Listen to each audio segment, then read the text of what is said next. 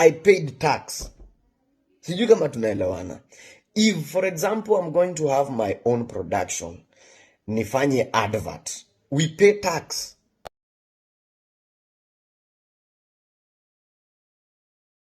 Hello, how are you? Mko salama? A quick one. I didn't know how to do this, but I'm about digital content creators tax. I'm a content creators tax, however you want to put it. Now, this is the thing. I think we need to differentiate things because kuna video nimeona and Jalango nimeona there is something you are saying, and I'm glad that we are talking about this. Now, first things first. Who is a content creator? I think that's where because my point is. People doing well, it's not bad. Kwani sasa tulikuwa tunafanya nini? People doing well. If I see someone buying a big car for himself, that's okay. Someone build a good house, that's fine. Thing is, content creation, why is it different from other forms of production? Like, is there a farmer's tax? When a farmer buys something, they already paid tax. When I'm a producer, I'm producing something, I've already paid tax. But now, I don't know if you get me. As it is, we pay tax. If, for example, I had a show at KICC, I paid tax. Sijui kama tunaelewana. If, for example, I'm going to have my own production, nifanye advert, we pay tax. There is tax from the money we are paid from those companies. We pay tax. It's digital, it's content creation. So which this other tax? So you kama tunaelewana. My point is, if this passes, if the finance bill passes, how do we say, sasa, finance bill may pass, we are going to pay 15%. Is 15% of what? We've already been paid. We've already been paying a certain percent of VAT and whatnot. So on top of that and on top of production, some more tax. Now this, I think, for me, the way I was feeling it is about excluding the exclusion we are talking about, and especially for the young up and coming, especially if, let's say for example, you're on YouTube, you make your money on YouTube only.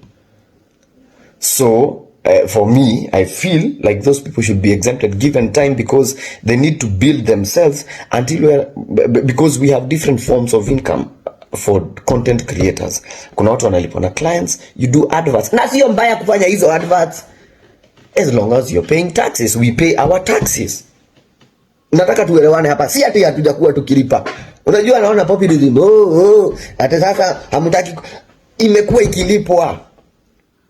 Point is, there's someone who is up and coming. YouTube inachukua percentage yao inakaa nayo, so hiyo pesa inabaki tena tuinyonye. My point is, then give them time. But if you see, because I think it's very clear, but now if we start kuna tax imeitwa content creators, then that means we stop paying for other things.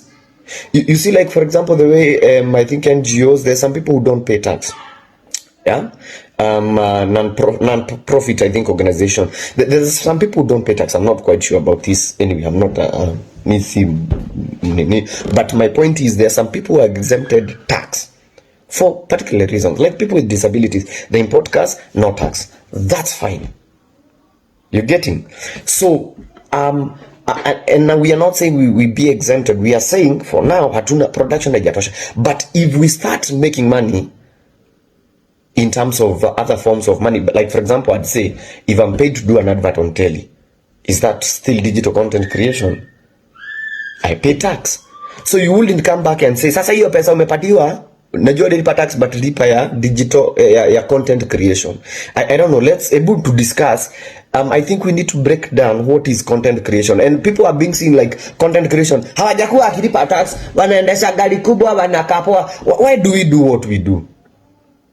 Tunaweza fika hapo kama serikali, sasa nyinyi ndio wanini kuliko serikali. Tunaweza fika hapo bila gava kujua watu they are making money. Uliza Butita nakimbizana hapo na what do we call it, ile ilikuwa the ETR. Butita hata ndiye alikuwa anafunza kufanya ETR bana. They've been paying. Point is, now because they've been paying the digital tax, is it on top? We just want clarity. See, ni kitu rahisi sana. Yeah, but my plea is for those people who are starting. because now it's gonna discourage you. Utaona unaenda YouTube na hata upati pesa nyingi tena ikatwe. That's what we are saying on YouTube. Do you know how much they pay? And especially, for example, the CPM hapa for YouTube is not as much as, let's say, for example, US or UK. So mtu hapa analipwa per month. Let me give you a good example. History ya wasanii wamekuwa kilipwa na MCSK 700. At least they have other forms of making money. But sasa those who have that the only form is from MCSK and what have you, wanalipwa 700 shillings. Then your 700 shillings tano nataka kukata. My point is, can we invest on because this you're calling this, content creation, for lack of a better word, ni kitu tu imetoka, ni wase tu wamejikusanya wakaichapa, nothing, no support, nothing. People from nowhere are doing things, nothing. So that's where now we are regrouping. We need to tax them. We are being taxed already. Sijui kama tunaelewana, because we look like people who, and I'm sorry this is gonna be naimalizia hapo, let's discuss, but we look like people who don't want to pay taxes, yet we pay a lot of taxes. Like every other week kuna check inapelekwa kwa bank for KRA. So I want it to be clear, people are paying taxes, but what is this digital, I mean, what is this content creation tax? If it's stories are, let's say for example I have a website, kuna digital tax like can you explain, tuache kuichukulia kiujumla? Let's discuss.